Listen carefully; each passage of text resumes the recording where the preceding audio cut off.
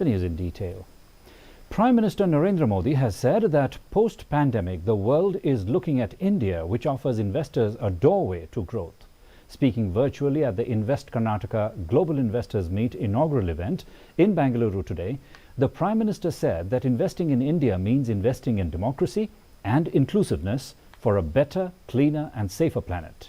He added that central government has taken important decisions to rationalize laws, streamline rules and regulations. He said not only reforms, but the progress of New India in the infrastructure sector is unmatchable.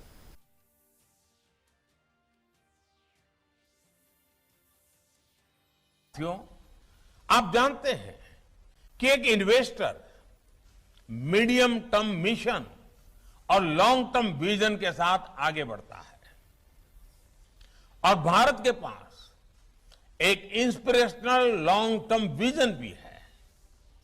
Nano urea हो, hydrogen energy हो, green ammonia हो, coal gasification हो या फिर space satellites, आज भारत अपने विकास से विश्व के विकास के मंत्र के साथ आगे बढ़ रहा है। ये भारत का अमृतकाल है। आजादी के अमृत महोत्सव पर देश की जनता नए भारत के निर्माण का संकल्प लेकर बढ़ रही है।